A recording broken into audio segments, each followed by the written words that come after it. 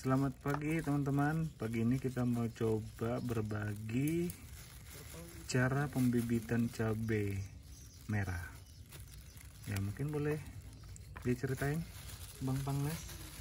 Oke, ini kita pembibitan cabai. Kalau pembibitan cabai itu kita cabai merah ada dua caranya. Yang pertama yang seperti ini. Ya. Kita ambil yang sudah matang. Kita bisa ditemukan di pajak juga bisa, di supermarket juga ada. Di Santer namanya pajak ya? Oh, di Santer namanya pajak. Kalau tempat lain biasanya pasar. Iya. Pasar. Oke. Ya, terus kita iris seperti ini. Fungsinya kalau kita iris seperti ini, kita sebenarnya mengambil biji cabai. Tetapi kita iris seperti ini agar kita jemur, untuk mengambil bijinya, biar ini kering. Oke. Nah, terus yang kedua caranya lagi itu dibusukkan dulu, dibungkus sampai cabenya busuk, betul-betul busuk, terus dicuci.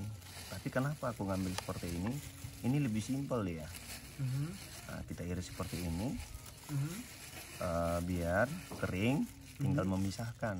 Kalau yang dibusukkan kita harus nunggu jemur lagi 2 kali, kita menjemur kulitnya lagi.